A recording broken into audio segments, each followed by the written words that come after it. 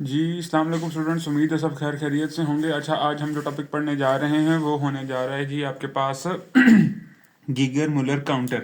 Geiger Muller counter आपने पीछे radiation detectors में पढ़ा होगा कि ये बेसिकली एक रेडिएशन डिटेक्टर है और एक ये वेल नोन रेडिएशन डिटेक्टर है जिसमें क्या कुछ प्रोसीजर होना है या क्या कुछ कैसे रेडिएशन डिटेक्ट करता है वो हम आज देखने जा रहे हैं। ठीक है जी। अच्छा, गीगर मुलर काउंटर को सिंपली जी एम काउंटर भी कहा जाता है, मतलब गीगर का जी और मुलर का एम और साथ काउंटर आ गया, ठीक है ना। और उसके बाद आप इसे गीगर मुलर काउंटर भी कहते हो, गीगर काउंटर भी कहते हो, गीगर मुलर ट्यूब भी कहते हो, ठीक है, या फिर जी एम ट्यूब भी कहते हो। अच्छा, अब हम जरा बात कर लेते हैं आपके पास कि इसमें आपके पास सूरत हाल वगैरह जो कुछ भी होती है वो कैसी होती है। सबसे पहले तो इसकी अगर कंस्ट्रक्शन की अगर हम बात करें, ठीक है, कंस्ट्रक्शन की अगर बात करें ना तो आपके पास बेसिकली एक एक होता है, ट्यूब सी होती है, ठीक है, एक मेटालिक ट्यूब होती है, ठीक है, जिसे हम बेसिकली उसी ट्यूब को हम नाम देते हैं जीएम ट्यूब, और जिसकी वजह से इस काउंटर का नाम भी जीएम ट्यूब पड़ा है, ठीक है। इस पूरे काउंटर को भी जीएम ट्यूब कहा जाता है क्योंकि इसमें एक जीएम ट्यूब यूज होती है। अच्छा, हम कहते हैं ये एक जीएम ट्यूब, एक ट्यूब सी हम लेते हैं, ठीक है। ये ट्यूब आपके पास इस तरीके की होती है कि आपके पास, मैं कहता हूँ, एक साइड से वो थिन मिका विंडो होती है, ठीक है। यहाँ पे ना इस साइड पे आपके पास थिन मिका विंडो होती है, ठीक है, थिन मिका विंडो। और इस साइड पे ये वॉल सी होती है जो कि डेंसी वॉल होती है, जो कि आगे पीछे की कोई भी रेडिएशन वगैरह आ रही है उसको अगर इस साइड से आएगी यहाँ तक अगर पहुंच जाती है तो वो उसे एब्जॉर्ब कर लेगा। अच्छा, अब हम बात करते हैं यहाँ वाली साइड से हमने यहाँ पे एक पोटेंशियल दिया होता है जी, हमने एक पोटेंशियल वाला सर्किट लगाया हुआ होता है। उस पोटेंशियल वाले सर्किट को हम कहते हैं कि हमने वेरी हाई पोटेंशियल पे सेट किया होता है, हम उसे कहते हैं 400 वोल्ट, ठीक है, वेरी हाई पोटेंशियल होता है यहाँ पे। अच्छा, उसके बाद आपके पास यहाँ पे क्या सूरत हाल होती है कि यहाँ पे सेंटर में एक थिन सा रॉड लगा हुआ होता है, ठीक है, सेंटर में एक यहाँ पे थिन सा रॉड लगा हुआ होता है, और वो जो थिन सा रॉड होता है ना वो आपके पास एनोड का काम करता है, ठीक है। थिन सा रॉड जो है बेसिकली हमने उसे जोड़ दिया पीछे से पॉजिटिव पोटेंशियल के साथ, पॉजिटिव पोटेंशियल के साथ जोड़ देंगे तो वो क्या बन जाएगा, एक एनोड बन जाएगा। अच्छा जी, उसके बाद आपके पास जो यहाँ पे दीवारें सी बनी होती है ना, ठीक है, इस जगह दीवार सी बनी होती है इस साइड पे, और सिमिलरली एक आपके पास दीवार सी बनी होती है जी इस साइड पे, ठीक है। ये दोनों दीवारें जो है ना बेसिकली ये दोनों दीवारें आपका काम करती हैं कैथोड का। हम इन दोनों दीवारों को मिला के जोड़ देते हैं जी एक नेगेटिव पोटेंशियल के साथ जोड़ देते हैं। ये भी कैथोड है, ये भी कैथोड है, ठीक है, दोनों कलेक्टिवली कैथोड होते हैं। अच्छा, अब क्या होता है कि आपके पास हमारे पास ये तो बात आ गई जी कि आगे कैथोड आगे कैथोड आगे। अच्छा, ये वाली जो साइड थी आपके पास, हम इस साइड को कह देते हैं ये थिन मिका विंडो है। ये थिन मिका विंडो का बेसिकली क्या मकसद होता है कि यहाँ से एक छोटी सी ओपनिंग होती है, और ये ओपनिंग क्या काम करती है बेसिकली, यहाँ से आप रेडिएशन को एंटर करवा सकते हो, ठीक है, यहाँ से हम रेडिएशन को एंटर करवा सकते हैं, जो हमने डिटेक्ट करनी है जो कुछ भी है, यहाँ से आपकी रेडिएशन अंदर आ सकते हैं। अच्छा, दूसरी चीज़, अगली चीज़ जो नेक्स्ट आने जा रही है आपके पास, वो ये आने जा रही है कि आपके पास ये जो हमने ट्यूब ली है ना, ये ट्यूब खाली नहीं होती, ठीक है ना, ये ट्यूब खाली नहीं होती, इसके अंदर बेसिकली आपके पास कुछ गैस मौजूद होती है। और वो गैस कौन सी मौजूद होती है, वो गैस आपके पास मौजूद होती है, हम कहते हैं जो गैस मौजूद होती है, मैं कहता हूँ इसके अंदर गैस मौजूद होती है, और गैस जो मौजूद होती है आपके पास वो दो रेशियोज में डिवाइड किया जाता है। 90% एक गैस डाली जाती है और 10% या 5%, या मतलब ये वाली बहुत ज़्यादा यूज होती है, ये वाली बहुत बहुत आपके पास कम इस्तेमाल होती है, ठीक है। दो हिस्सों में तकसीम कर दिया, एक 90% और एक 10% में, ठीक है। अच्छा, अब ये जो 90% वाली होती है ना, हम इसे नाम देते हैं जी प्रिंसिपल गैस, ठीक है, प्रिंसिपल गैस। और जो आपके पास ये जो 10% वाली होती है, हम इसे नाम दे देते हैं जी क्विंचिंग गैस। अच्छा, ये जो प्रिंसिपल गैस और क्विंचिंग गैस हैं, ये दोनों का एक खास खास मकसद होता है, ये दोनों मकसद की वजह से यूज़ की जाती हैं, इसी तरह बगैर किसी काम के नहीं यूज़ की सकती, और दोनों यूज़ की जाती हैं 90 या 10% की रेशो के साथ इस्तेमाल की जाती हैं। इस बात का भी एक मकसद है जी, ठीक है ना। अच्छा जी, इसके बाद अगर हम बात करें कि आपके पास प्रिंसिपल गैस आ गई, क्वेंचिंग गैस आ गई, दोनों का कुछ ना कुछ मकसद आ गया। अब प्रिंसिपल गैस कौन से होने जा रही है, और आपके पास जो क्वेंचिंग गैस है वो कौन से होने जा रही है। प्रिंसिपल गैस जो बेसिकली हम यूज़ करते हैं वो कोई भी इनर्ट गैस यूज़ की जाती है, ठीक है। इनर्ट गैस आपके पास कौन कौन सी होती हैं आपको पता है, वो जो आपके पास हीलियम, नियॉन, आर्गॉन, ये जो होती हैं आपके पास, ये आपके पास होती हैं इनर्ट गैसेस होती हैं, ठीक है। अच्छा, ये इनर्ट यूज़ की जाती है। इनर्ट वाला जो आपके पास होता है ना, वो कैसे कहते हैं आप, ग्रुप होता है, वो वाला ग्रुप, उस ग्रुप से यूज़ की जाती है। अच्छा, उसके बाद जी हम आपके पास जो क्विंचिंग गैस होती है, क्विंचिंग गैस आपकी आप यूज़ कर सकते हो अल्कोहल वगैरह कुछ यूज़ कर सकते हो, ठीक है। और या फिर आप यूज़ कर सकते हो कि आप ये भी यूज़ कर सकते हो ब्रोमीन की ना गैस यूज़ कर सकते हो, ठीक है। ब्रोमीन गैस, और ब्रोमीन जो होती है बेसिकली ये जो होती है ना, ये Br2 यूज़ किया जा रहा होता है, ठीक है। Br2 यूज़ किया जा रहा होता है अच्छा, उसके बाद हम कहते हैं, उसके बाद क्या होता है, जो Br2 भी क्यों यूज़ किया जा रहा है, इसका भी एक मकसद है। बहरहाल आगे चलते जाएंगे, सारे मकसद आपको क्लियर होते जाएंगे। अच्छा, अब हम कहते हैं कि जी वापस आ जाते हैं अपनी डायग्राम की तरफ। हमने कहा यहाँ बीच में आपके पास जी क्या है जी, ये प्रिंसिपल गैस और क्विंचिंग गैस दोनों इसी तरह ना मिक्स होकर पड़ी हुई हैं, ठीक है जी। अच्छा जी, ये प्रिंसिपल गैस, क्विंचिंग गैस दोनों मैंने यूँ मिक्स करके यहाँ पे जो डॉट्स डाल रहा हूँ, बेसिकली ये रिप्रेजेंट कर रही है जी प्रिंसिपल गैस और क्विंचिंग गैस होगी। अच्छा जी, उसके बाद हम थोड़ा सा डायग्राम को वाइड करके थोड़ा सा नीचे बना लेते हैं, ठीक है, क्योंकि ये आपको मदद देने वाली इंशाल्लाह। अच्छा, उसके बाद हम कहते हैं ये आपके पास है जी एक जीएम ट्यूब, ठीक है जी। अच्छा, और मैं सिर्फ एनोड और कैथोड बनाऊंगा, पूरी डिटेल में डायग्राम नहीं बनाऊंगा, क्योंकि यही हमारे पास यहाँ पे लाजमी है। ये आपके पास एनोड है, और जो ये बाउंड्रीज हैं आपके पास, ये आपके पास होने जा रही हैं कैथोड होने जा रही हैं, ठीक है। अच्छा, उसके बाद हम कह देते हैं कि हमने एनोड को पॉजिटिव पोटेंशियल, नेगेटिव पोटेंशियल, यहाँ से कुछ रेडिएशन एंटर हुई, यहाँ पे थिन मिका विंडो लगी होगी, ठीक है ना। इस जगह आपके पास थिन मिका विंडो लगेगी जो कि रेडिएशंस को अंदर आने की इजाज़त दे देगी। अच्छा, अब जब रेडिएशंस अंदर एंटर होती हैं, मैं कहता हूँ यहाँ पे रेडिएशन आ गई यहाँ तक आ गई, ठीक है। यहाँ पे कुछ आपके पास जी बीच में कुछ जो गैस हमने डाली हुई थी आपके पास, प्रिंसिपल या क्वेंचिंग गैस जो कुछ भी हमने डाली हुई थी, ठीक है, वो यहाँ पे आपके पास मैं कहता हूँ उसका कोई एक एटम यहाँ पे उसको नजर आ गया, ठीक है। अच्छा, अब जब उसको नजर आ गया से, अभी हम प्रिंसिपल गैस की बात करते हैं, क्विंचिंग गैस की बात कर लेंगे से, कि वो प्रिंसिपल गैस थी, ठीक है ना, वो प्रिंसिपल गैस थी। अच्छा, अब जब प्रिंसिपल गैस के पास आएगी तो ये रेडिएशन इस पे कुछ ना कुछ अपनी एनर्जी ट्रांसफर करेगी, इस जो प्रिंसिपल गैस का जो एटम वगैरह जो कुछ भी होगा, ठीक है, एनर्जी ट्रांसफर करेगी। जब एनर्जी ट्रांसफर होगा तो कैसे कहते हैं, जब आयनाइजेशन एनर्जी उसकी रीच हो जाएगी तो हम कहेंगे वो आयनाइज हो जाएगा, ठीक है। ये वाला जो गैस का एटम है बेसिकली इस रेडिएशन के टकराने की वजह से आयनाइज हो जाएगा, ठीक है। आयनाइज हो जाएगा तो हम कहेंगे कि आयनाइज ऐसे होगा कि उससे एक इलेक्ट्रॉन इजेक्ट हो जाएगा, ठीक है, एक इलेक्ट्रॉन इजेक्ट हो जाएगा और एक पॉजिटिव आयन बन जाएगा, ठीक है। पॉजिटिव आयन को मैं प्लस के साथ यूं रिप्रेजेंट करने जा रहा हूं, ठीक है। अच्छा, पॉजिटिव आयन बन जाएगा और एक इलेक्ट्रॉन इजेक्ट हो जाएगा। ये इलेक्ट्रॉन फौरी तौर पे एनोड की तरफ अट्रैक्ट होना शुरू हो जाएगा और ये इसकी तरफ जाना शुरू कर देगा, और ये जो पॉजिटिव आयन है ये जाना शुरू कर देगा आपके पास, किधर जाना शुरू कर देगा आपके पास जी, ये कैथोड की तरफ जाना शुरू कर देगा, ठीक है। अच्छा जी, ये कैथोड की तरफ जाना शुरू कर देगा, इलेक्ट्रॉन एनोड की तरफ आना शुरू कर देगा, ठीक हो गया जी। अच्छा यूं ही इलेक्ट्रॉन, हम फिलहाल बात करते हैं, इलेक्ट्रॉन आ रहा है जी एनोड की तरफ आ रहा है, ठीक है, इलेक्ट्रॉन एनोड की तरफ आ रहा है, एनोड की तरफ आ रहा है, से कि अभी आपका ना इलेक्ट्रॉन यहाँ से ये कुछ लंबा सफर करके आ रहा है, ठीक है। लंबा सफर मैं क्यों करवा रहा हूँ इसको, ताकि वो रास्ते में 2-3 और भी टकरे शकरे मार के आपको समझ जाए जरा। अच्छा, यहाँ से कैसे लंबा सफर करके आ रहा है, ठीक है। अब जब ये इलेक्ट्रॉन चलता चलता यहाँ से आएगा ना, ठीक है, यहाँ पे जाहिर सी बात है जहाँ जहाँ से गुजर के आएगा, यहाँ से भी गुजर के आता है, यहाँ पे डायग्राम बनाना मेरे लिए मुश्किल हो जाती है, मैं इस वजह से ना आपके पास यूँ बना रहा हूँ, ठीक है। आप यूँ डायरेक्ट भी समझ सकते हैं इस बात को, ठीक है। मैं कहता हूँ यहाँ पे रास्ते में भी आपके पास कुछ ना कुछ, जाहिर सी बात है, कुछ एटम्स पड़े हुए होंगे प्रिंसिपल गैस के या क्विंचिंग गैस के, किसी के भी, ठीक है ना, वो पड़े हुए होंगे, जाहिर सी बात है पड़े हुए होंगे। अच्छा, ये इलेक्ट्रॉन उसको भी जब पास से गुजरेगा, आगे पीछे से गुजरेगा, तो वो भी आयनाइज हो जाएगा, उसमें भी अपनी एनर्जी ट्रांसफर कर देगा, ठीक है। फिर मैं कहता हूँ इसमें से भी एक इलेक्ट्रॉन आगे चला गया और इलेक्ट्रॉन जो पहले से ये वाला था इलेक्ट्रॉन था, ये भी आगे आ जाएगा, ठीक है। अच्छा, उसके बाद ये 2 इलेक्ट्रॉन आ गए, ये 2 इलेक्ट्रॉन भी आगे जाके किसी से टकराएंगे, किसी एटम के साथ, उनमें से भी 2-2 इलेक्ट्रॉन्स निकलेंगे।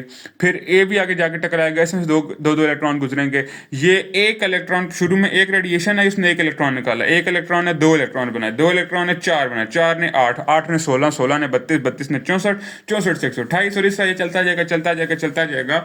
हम कहते हैं कि ये बहुत ज्यादा इलेक्ट्रॉन्स एकदम से बनेंगे, एकदम से सारे इलेक्ट्रॉन्स इकट्ठे होंगे और वो सारे के सारे ना एक लाइन पकड़ के ना ठीक है, वो एनोड की तरफ मूव करना शुरू कर देंगे। ठीक है, ये जो बहुत ज़्यादा इलेक्ट्रॉन्स इकट्ठे बन गए हैं ना, ठीक है, ये बहुत ज़्यादा इलेक्ट्रॉन्स बन गए हैं और बहुत ज़्यादा इलेक्ट्रॉन्स आ रहे हैं, ठीक है, और एक ही लाइन में आ रहे हैं। हम कहते हैं कि ये आपका बन गया जी कैस्केड ऑफ इलेक्ट्रॉन्स। ठीक है, हम कहते हैं कैस्केड ऑफ इलेक्ट्रॉन्स बन गया। ठीक है, इस सारे इलेक्ट्रॉन्स को हम क्या कहते हैं जी, कैस्केड ऑफ इलेक्ट्रॉन बन गया है। कैस्केड ऑफ इलेक्ट्रॉन आपके पास आ गया। ठीक है, अब कैस्केड ऑफ इलेक्ट्रॉन क्यों आया जी आपके पास? कैस्केड ऑफ इलेक्ट्रॉन इसलिए आया कि आपके पास बेसिकली जब सिंपली रेडिएशन ने आयनाइज किया, रेडिएशन जो बाहर से पार्टिकल आ रहे हैं, अल्फा बीटा गैमा जो कुछ भी आ रहा, रेडिएशन आयनाइजेज आपके पास जी, पहले एटम को आयनाइज करते हैं, ionises the atom and releases a electron.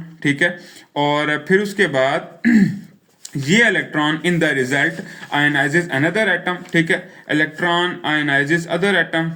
ठीक है, और आपके पास ये भी फिर उसके बाद आयनाइज करता जाएगा और आपके पास ढेर सारे इलेक्ट्रॉन बन जाएंगे। ठीक है, फिर ये कैस्केड ऑफ इलेक्ट्रॉन आपके पास बन जाएगा। ये सारा जो प्रोसीजर होता है ना, एक ही सेकंड के अंदर अंदर या कुछ मिली सेकंड के अंदर, माइक्रो सेकंड के अंदर, बहुत ही कम टाइम के अंदर अंदर ना, ठीक है, जिसे हम डिटेक्ट नहीं कर सकते। ठीक है, उसके अंदर अंदर आपके पास क्या होता है कि बहुत ज्यादा इलेक्ट्रॉन्स इकट्ठे होके सारे के सारे एनोड की तरफ जाना शुरू कर देते हैं। ठीक है, फिर हम कहते हैं जी इलेक्ट्रॉन्स का एक तूफान आ गया। ठीक है, इलेक्ट्रॉन्स का एक क्या आ गया जी, तूफान आ गया, और इलेक्ट्रॉन के उस तूफान को बेसिकली हम नाम देते हैं एवलांच इफेक्ट। ठीक है, एवलांच इफेक्ट का नाम देते हैं। जैसे एवलांच नहीं है तो तूफान को ही कहा जाता है ना एवलांच। ठीक है, वो बर्फानी तूफान जो होता है आपके पास, उसे एवलांच कहा जाता है ना। वो जो तूफान सा इलेक्ट्रॉन का आया वो आपके पास क्या आ गया जी, एवलांच इफेक्ट आ गया जी। अच्छा, अभी तो हम बात कर रहे थे सिर्फ इलेक्ट्रॉन की, इस इलेक्ट्रॉन ने आगे पीछे गया जो कुछ भी किया इसने। ठीक है, अच्छा, अब मैं कहता हूं ये जो पॉजिटिव आयन था, अभी तो हमने कहा था ना, जब ये आयनाइज हुआ एटम, इसने इलेक्ट्रॉन बनाया और पॉजिटिव आयन बनाया। इस इलेक्ट्रॉन का हमने अगला सफर बयान कर दिया, लेकिन इस पॉजिटिव आयन का सफर हमने बयान नहीं किया। ठीक है, अब इस पॉजिटिव आयन का भी सफर बयान करना है। जब इस पॉजिटिव आयन की हम बात करते हैं, हम कहते हैं कि, बल्कि उससे पहले एक बात जरा समझ लें कि, सॉरी जरा पहले मैं एवलांच से आगे पहले बात कर लेते हैं, फिर हम पॉजिटिव आयन के साथ दोबारा वापस आ जाएंगे। अच्छा, एवलांच जो है ना बेसिकली ये जो बनेगा, ये हम क्या कहेंगे एनोड पे जाके ना वो हो जाएगा, रुक जाएगा। ठीक है, मतलब जाके भी वो वहां पे एनोड पे जाके ना रुक जाएगा। अच्छा, जब एनोड पे जाके रुक जाएगा, बेसिकली एनोड पीछे से जुड़ा हुआ होगा इधर पॉजिटिव पोटेंशियल के साथ। ठीक है, पॉजिटिव पोटेंशियल के साथ जुड़ा हुआ होगा, और नेगेटिव पॉजिटिव इधर से नेगेटिव वाली जो साइड है ना वो जुड़ी हुई होगी, इधर कैथोड के साथ जुड़ी हुई होगी। अच्छा, ये पॉजिटिव नेगेटिव से यहाँ से सफर करता करता ना, ठीक है, बेसिकली आपके पास यहाँ पे दरमियान में एक सर्किट लगा हुआ होता है आपके पास ना, यहाँ पे वो क्या करता है कि जब वो बहुत ज्यादा इलेक्ट्रॉन्स आते हैं ना, उन सारों को हम कहते हैं, जैसे हमने पिछले टॉपिक में बात की थी सॉलिड स्टेट डिटेक्टर वाले टॉपिक में, कि आपके पास वो जो बहुत ज्यादा इलेक्ट्रॉन्स एक साथ ही आते हैं ना, वो हम कहते हैं, जो बहुत ज्यादा इलेक्ट्रॉन इकट्ठे चलते हैं, वो एक पल्स ऑफ करंट चलाते हैं। ठीक है, एक पल्स ऑफ करंट चलाते हैं। वो जो पल्स ऑफ करंट है ना, बेसिकली यहाँ पे एक लगा हुआ होता है, काउंटर लगा हुआ होता है। ठीक है, यहाँ पे एक दरमियान में काउंटर लगा हुआ होता है। उस काउंटर से जब गुजरता है ना, तो वो उस पल्स ऑफ इलेक्ट्रॉन को एक सिंगल काउंट डिटेक्ट करता है। वो एक पल्स ऑफ इलेक्ट्रॉन गुजरेगा ना, एक पल्स गुजरेगा ना करंट का, ठीक है, मतलब कि वो एक पल्स कैसे बनता है, ढेर सारे इलेक्ट्रॉन्स मिला के। और ढेर सारे इलेक्ट्रॉन कैसे बनते हैं जी, एवलांच इफेक्ट से बना के जी। ठीक है, ये मैं ट्रेस बैक कर रहा हूँ। ठीक है, अच्छा वापस आते हैं दोबारा से। अच्छा, अब वो जो पल्स ऑफ करंट है ना, बेसिकली वो आपके पास जब एक गुजरेगा ना यहाँ काउंटर के अंदर से, वो कहेगा अच्छा जी एक रेडिएशन आ गया, ठक करके। वो जो ही एक पल्स ऑफ करंट गुजरेगा ना, वो पल्स ऑफ करंट क्यों आया था, basically initially pulse of current बना क्यों था, क्योंकि यहाँ से रेडिएशन अंदर एंटर हुई थी। ठीक है, अच्छा, वो कहेगा हाँ जी 1, वो ऐसी वक्त क्या कर देगा, अपनी रीडिंग को पहले 0 होगी, वो ठक 1 कर देगा। ठीक है, अगर दूसरा पल्स आएगा उसके पास, वो दूसरा कर देगा, वो कहेगा 2, फिर कर देगा 3, फिर कर देगा 4, फिर कर देगा 5। ठीक है, बेसिकली इसका रेडिएशन डिटेक्शन का फिनोमेना ये है जी। ठीक है, बेसिकली पहले क्या करता है जी, आपके पास बाहर से जो रेडिएशन आती है वो आयनाइज करती है एटम को। जब एटम को आयनाइज करेगी, उसके अंदर से इलेक्ट्रॉन इजेक्ट होगा, वो इलेक्ट्रॉन आगे जाके और एटम्स को आयनाइज करेगा। करते करते आपके पास ढेर सारे इलेक्ट्रॉन्स बन जाएंगे। वो ढेर सारे इलेक्ट्रॉन मिलके एक पल्स बनाएंगे। वो पल्स जाती है आपके पास कैस्केड ऑफ इलेक्ट्रॉन, एक एवलांच इफेक्ट बनता है। वो एवलांच सारा का सारा जाता है एनोड के ऊपर। एनोड फिर आपके पास आगे घुमा होगा कि जब करंट को लेके जाता है, वो एक पल्स के तौर पर रजिस्टर होती है। वो जो एक पल्स होती है, हम कहते हैं वो रेडिएशन एक डिटेक्ट होती है जी। ठीक है जी, अच्छा, उसके बाद हम लोग बात कर देते हैं कि ये बात आ गया कि ये तो सारा का सारा फिनोमेना आ गया रेडिएशन रेडिएशन डिटेक्ट कैसे होगी, ठीक है जी। अच्छा, ये तो हमने एक की बात कर ली। अच्छा, अब हम बात कर लेते हैं आगे इस पॉजिटिव आयन की, ठीक है।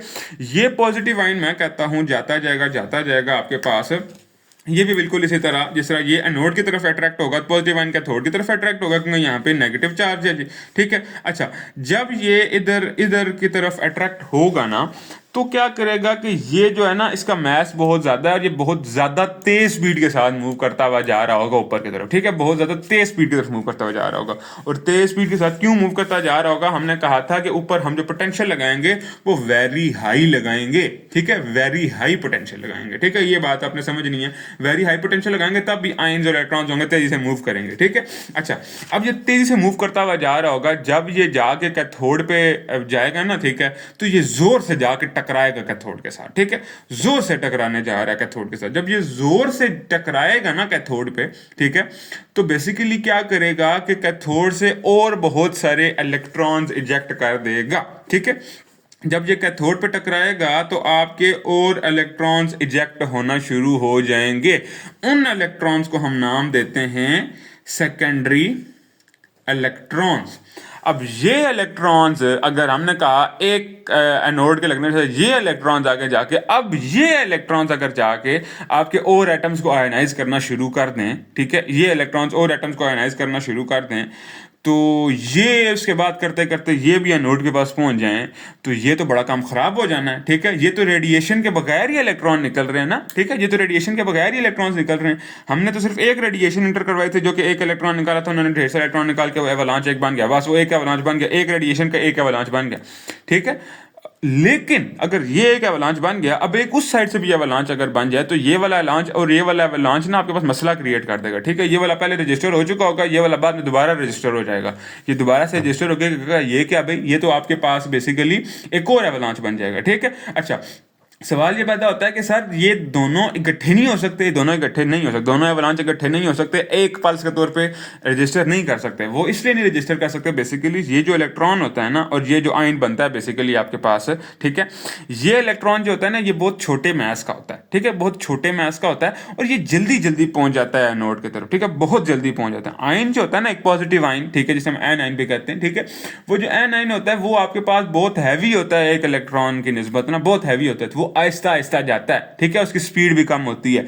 पहुंचते पहुंचते जितनी देर तक वो भी यहां तक ही पहुंचा होता है ना, इतनी देर में एवलांच बनकर रजिस्टर होकर काउंट हो चुका होता है, ठीक है। अभी तक वो कैथोड पे पहुंचा नहीं होता और एवलांच बन के काम हो चुका होता है, इस साइड पे, इस साइड वाला काम हो चुका होता है। अच्छा, इतनी देर में वो पहुंचता है, वो जो ही पहुंचता जाता है ना आपके पास यहाँ पे, अब जब वो पहुंचा, अब उसने क्या किया कि यहाँ से सेकेंडरी इलेक्ट्रॉन्स इजेक्ट कर दिए, ठीक है। अब ये सेकेंडरी इलेक्ट्रॉन्स अब जाके अगर उन्होंने रेडिएशन डिटेक्टर को बता दिया कि दूसरी रेडिएशन आ गई है जी, ठीक है, ये अपना एक एवलांच बना लें, ये एवलांच बना के आपके पास और आपके पास काम खराब कर दें, तो ये तो फिर आपकी इंटरेस्टिंग बात तो नहीं रहनी, बल्कि आपको मसले मसाइल पेश होना शुरू हो जाने। तो हमने कुछ ऐसा तरीका कार करना है कि ये जब एनाइन इसके साथ जाके टकराए ना, ठीक है, या तो ये इलेक्ट्रॉन्स इजेक्ट ना करे, और अगर इजेक्ट करता है तो वो को मसले मसाइल ना करे, ठीक है। अब हम पहले वाला हल करते हैं कि हम कहते हैं कि हम क्या करते हैं कि इलेक्ट्रॉन को इजेक्ट ही ना करवाए, या फिर इलेक्ट्रॉन, दूसरा भी हल आपके लगा सकते हैं यहाँ पे कि इलेक्ट्रॉन अगर इजेक्ट करवाता भी है ना, तो आपके पास वो इलेक्ट्रॉन्स काम ना खराब करे, पर अगर रिजेक्ट कर देता है तो वो इलेक्ट्रॉन में भी कुछ ना कुछ एनर्जी तो होनी है, वो भी कुछ ना कुछ काम तो करेंगे ना, ठीक है। बहरहाल हम आहिस्ता आहिस्ता बात करते हैं। अब हमारा यहाँ पे मकसद शुरू हो जाता है, बेसिकली यहाँ पे क्विंचिंग गैस का काम शुरू हो जाता है। ये जो क्विंचिंग गैस है, ये क्या काम करने जा रही है आपके पास। अच्छा, अब क्विंचिंग गैस क्या करेगी जी, ठीक है, क्विंचिंग से कहते हैं ना, क्विंचिंग द थर्स्ट, ये वो वाली क्विंचिंग गैस है कि ये चूस लेगी। क्या चूस लेगी, ये हम जरा नोट करते हैं जी। अच्छा भाई, अच्छा जी, उसके बाद हम बात करते हैं जी क्विंचिंग गैस की जी, ठीक है। क्विंचिंग गैस हमने क्या बात की थी कि आपके पास 10% रेशो में मौजूद होगी, और या फिर ब्रोमीन गैस और इस तरह की चीज़ मौजूद होती है, ठीक है, जिसे हम कहते हैं Br2 या इस तरह कुछ होता है, ठीक है। अच्छा, Br2 ये हम कहते हैं जी लो आयनाइजेशन पोटेंशियल वाली होती है, ठीक है, लो आयनाइजेशन पोटेंशियल वाली होती है। अच्छा, ये लो आयनाइजेशन पोटेंशियल वाली होती है। लो आयनाइजेशन पोटेंशियल होने का मतलब क्या है? लो आयनाइजेशन पोटेंशियल होने का मतलब ये है कि ये जो पहले से आपके पास यहाँ पे प्रिंसिपल गैस मौजूद थी ना, ये इससे पहले आयनाइज हो जाएगी।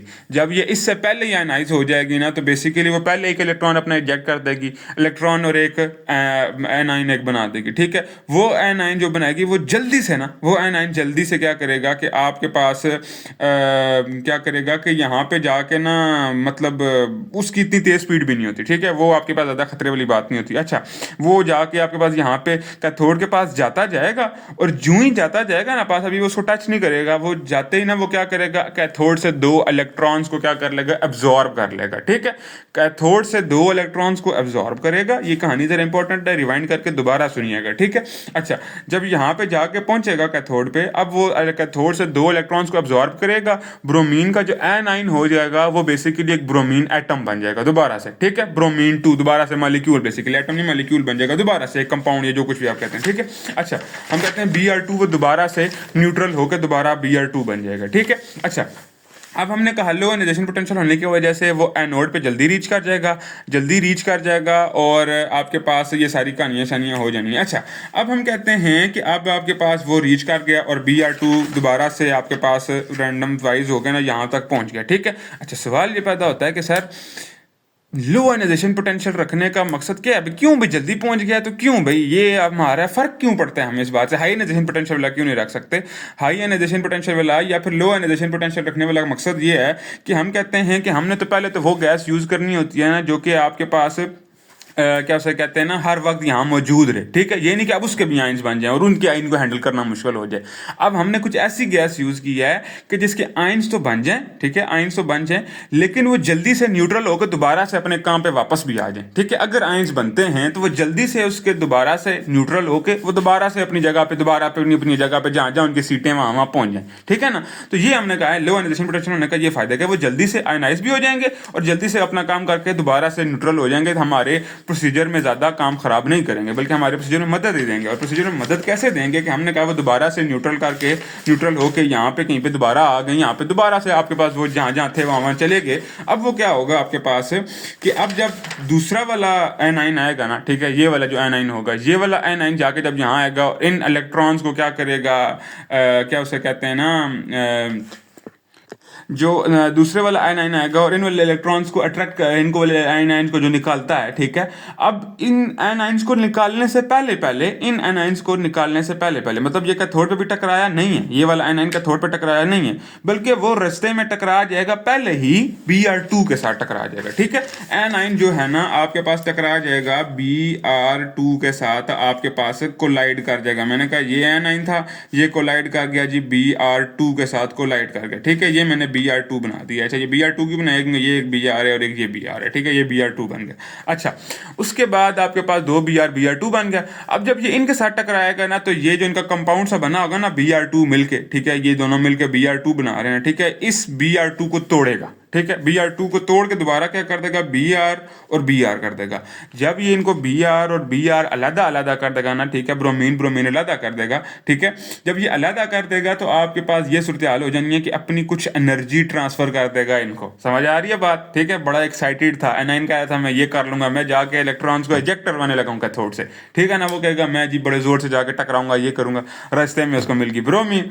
जब रास्ते में उसको ब्रोमीन मिल गई तो उसने क्या किया जी, ब्रोमीन ने साड़ी अकड़ निकाल दी और हुआ ये कि आपके पास ब्रोमीन के 2 अलग अलग हो गए, ठीक है। जब ये 2 अलग अलग हो गए उन्होंने उसने कहा जी मैंने ब्रोमीन को भी तोड़ दिया है। पर मसला ये है कि जितनी देर में वो ब्रोमीन को उसने तोड़ा ना, ठीक है, अब कैथोड पे जाके टकराने की उसके पास एनर्जी नहीं रही, और जब एनर्जी नहीं रही तो वो आराम से कैथोड के पास जाएगा, आराम से कैथोड पे जाके अट्रैक्ट होगा, ठीक है, उससे एक इलेक्ट्रॉन रिसीव करेगा और खुद भी न्यूट्रल होके वापस आ जाएगा, ठीक है। समझ आ गया बात। अब ये इलेक्ट्रॉन वाली कहानियां नहीं करने वाला, ठीक है। यहाँ पे जाएगा आराम से, कैथोड पे पता है आपको इलेक्ट्रॉन्स होते हैं, वहां से इलेक्ट्रॉन रिसीव करेगा, लेगा और चुपचाप वापस आ जाएगा। दोबारा से ना वो एनाइन दोबारा से एक सिंपल एक एटम बन के, और कौन सा वाला एटम बन के, जो अपन इनिशियली यहाँ पे यूज कर रहे थे आर्गॉन का, ठीक है। आर्गॉन का जितने भी इसको इलेक्ट्रॉन चाहिए थे, 1 चाहिए था, 2 चाहिए था, 1 अगर चाहिए होगा, ठीक है, वो एक यहाँ से इलेक्ट्रॉन रिसीव करके वापस आकर दोबारा यहाँ पे आ जाएगा। पहले उसने क्या किया जी, उसने एटम से इलेक्ट्रॉन तो रिसीव किया उसने कैथोड से, लेकिन साथ साथ 2 एक्स्ट्रा इलेक्ट्रॉन भी निकाले, ज्यादा एनर्जी थी उसके पास, ठीक है। अब कोई नहीं, अब इतनी एनर्जी नहीं है, अब वो सारे में रस्ते में एनर्जी बांट गया था। वो किसको एनर्जी बांट के गया, Br2 को बांट के गया हुआ है, ठीक है। वो जो Br2 को वो एनर्जी बांट के गया हुआ है ना, Br2 को मसला यह फर्क नहीं पड़ा। Br2 थोड़ी देर बाद Br में तकसीम हुए, दोबारा से ये जब पास ही होंगे दोबारा से एक दूसरे से मिल जाएंगे और दोबारा से Br2 बन जाएंगे, ठीक है। आप कहेंगे कि उसने जो एनर्जी थी ना क्या उसे कहते हैं एनाइन की, जो कि बहुत ज़्यादा एक्साइटेड हो था, उसको उसने पकड़ के उसने कहा जी बस जी एनर्जी क्विंच कर दी उसने, इसलिए हम उसे कहते हैं जी क्विंचिंग गैस भी कहते हैं। अच्छा, ये जो हमने सारा का सारा फिनोमेना एक्सप्लेन किया है ना, ये सारा का सारा फिनोमेना हमने एक्सप्लेन इस वजह से किया कि आपके पास बेसिकली यहाँ पे हमने हाई पोटेंशियल लगाया हुआ होता है, जिसकी वजह से आपके पास ना हाई पोटेंशियल की वजह से आपके पास तेजी से एनाइन उधर जाना चाहता है और जो इलेक्ट्रॉन होता है वो तेजी से इधर आना चाहता है, ठीक है। अच्छा, अब और ये जो सारा फिनोमेना हमने एक्सप्लेन किया ये क्विंचिंग गैस वाला, इससे हम कहते हैं इस प्रोसीजर सारे को अगर हम नाम देना, ठीक है, सारे प्रोसीजर को हम नाम देते हैं जी क्विंचिंग का। और क्विंचिंग होती है आपके पास दो किस्म की, ठीक है, क्विंचिंग होती है जी दो किस्म की। एक होती है आपके पास केमिकल क्विंचिंग या फिर सेल्फ क्विंचिंग, आपकी बुक में नाम लिखा होगा सेल्फ क्विंचिंग, ठीक है। सेल्फ क्विंचिंग मतलब जो अंदर ही अंदर से क्विंचिंग हो जाती है, खुद से गैस अपनी क्विंचिंग कर रही है, ठीक है। कैसे कर रही है क्विंचिंग, गैस मौजूद है तो वो कर रही है खुद से, ठीक है। सेल्फ क्विंचिंग या फिर केमिकल क्विंचिंग का भी नाम दिया जाता है ऐसे, ठीक है। अच्छा, उसके बाद दूसरी होती है आपके पास इलेक्ट्रिक क्विंचिंग, ठीक है। इलेक्ट्रिक क्विंचिंग क्या होती है आपके पास, मतलब ये सारा प्रोसीजर जो है हमने जो क्विंचिंग का करवाया, ये ब्रोमीन गैस यूज किए बगैर भी हो सकता है, ठीक है, लेकिन वो बड़ा मुश्किल प्रोसीजर है। वो मुश्किल प्रोसीजर कैसे है हम जरा देखते हैं। जरा मैं कहता हूं कि आपके पास बेसिकली जब आपके पास, मैं दोबारा चलो डायग्राम बना देता हूँ यहाँ पे ताकि मसले ना आपके लिए क्रिएट हों, ठीक है। मैं कहता हूँ जी ये आपके पास मौजूद है, मैं कह देता हूँ ये आपके पास जो कोने है ना आपके पास ये कैथोड में, ठीक है, मैं दोबारा से बाउंड्रीज नहीं बना रहा, ठीक है। और यहाँ पे सेंटर में क्या मौजूद है जी, आपके पास एनोड मौजूद है। यहाँ से आपके पास कोई एटम मौजूद था, वो एटम ने इलेक्ट्रॉन निकाला और एनाइन निकाला, हमने कहा जी ये एनाइन आ गया जी, ठीक है। ये एनाइन किधर जा रहा है जी, इधर ऊपर की तरफ जा रहा है जी, ठीक है। और एनोड पे जो है ना आपको पता है कि पॉजिटिव पोटेंशियल होता है और जो कैथोड पे वो नेगेटिव पोटेंशियल होता है। इलेक्ट्रिक क्वेंचिंग क्या होनी है कि हम कोई ऐसा तरीका करें मिसाल के तौर पर हम ऐसा तरीका करें कि एनोड को ना हम लोग ना थोड़ी देर के लिए नेगेटिव पोटेंशियल देना शुरू कर दें, ठीक है। नेगेटिव कैथोड को भी नेगेटिव रहने देना है, ठीक है, कैथोड को भी नेगेटिव रहने देना है। ये नहीं कि उल्ट कर देना, इधर नेगेटिव कर देना उधर पॉजिटिव कर देना, इधर नेगेटिव उधर पॉजिटिव कर दिया तो ये कैथोड बन जाएगा वो एनोड बन जाएगा, ठीक है, ये बात नहीं करनी। अच्छा, हमने एनोड को थोड़ी देर के लिए, जब वो इलेक्ट्रॉन खींच चुका है, ठीक है, जब वो इलेक्ट्रॉन खींच के एक पल्स बना चुका है, सारा काम कर चुका है, ठीक है, पल्स बना के सारे काम कर चुका है, अब एनाइन ऊपर जा रहा है, ठीक है, इलेक्ट्रॉन पहले से अपना काम कर चुका है, काउंट हो चुका है, सब कुछ हो चुका है। अब जो एक्स्ट्रा कार्रवाई हो रही है हम उससे बचना चाहते हैं। एक्स्ट्रा कार्रवाई कौन सी हो रही है, एनाइन इधर ऊपर जाएगा, वो उसे 2 इलेक्ट्रॉन निकालेगा, 3 निकालेगा, 4 निकालेगा, जितने भी निकालेगा, अब वो इलेक्ट्रॉन आपके लिए खराबी पैदा करेंगे।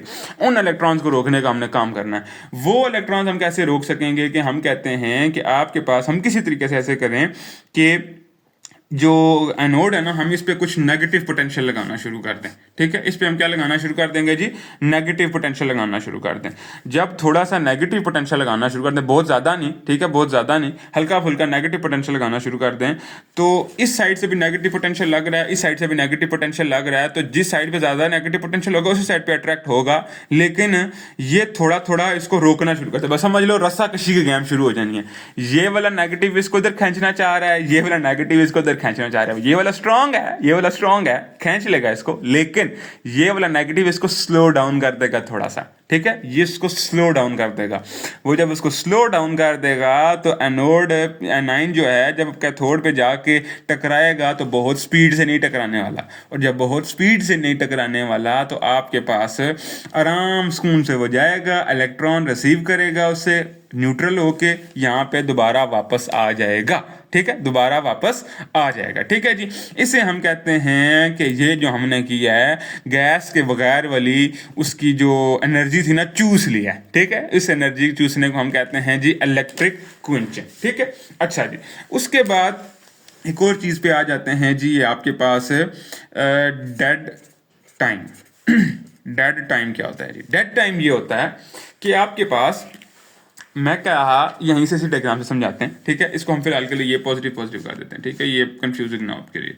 अच्छा, हम कहते हैं कि डेड टाइम क्या होता है जी, डेड टाइम ये होता कि अगर हमने कहा शुरू में यहाँ से इलेक्ट्रॉन्स निकले। मुझे पता है दोबारा से हम लोग उसी चीज़ पे एक ही बात को बार बार कर रहे हैं कि अब पर ये टॉपिक बहुत इंतहाई आपके पास इंटरेस्टिंग है उस हवाले से, साइंटिफिक लिहाज से, ठीक है ना।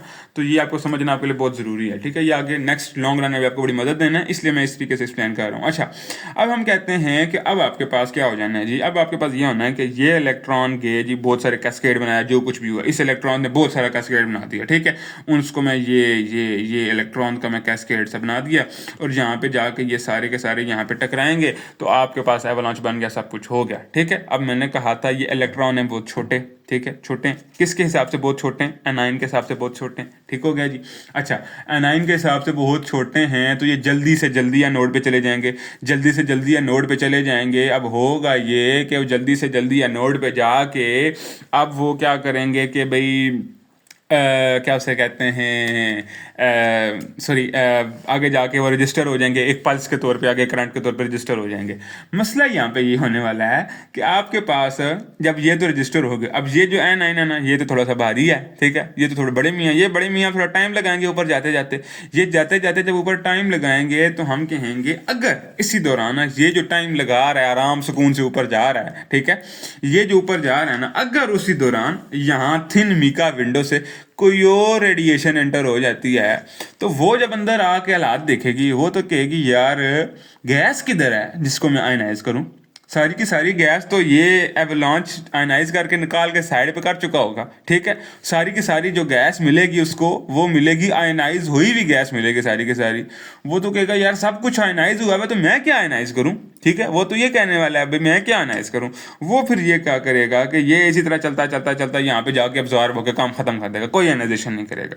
मतलब उसको यहाँ पे कोई न्यूट्रल एटम भी नहीं मिलेगा जिसको आयनाइज करे आके। सारे के सारे न्यूट्रल एटम इस एवलांच आने की वजह से सारे के सारे न्यूट्रल एटम आयनाइज होके आगे पीछे हो चुके हैं। सारे के सारे नहीं तो majority of the atoms ionise होके साइड पे हो चुके होंगे, ठीक है ना।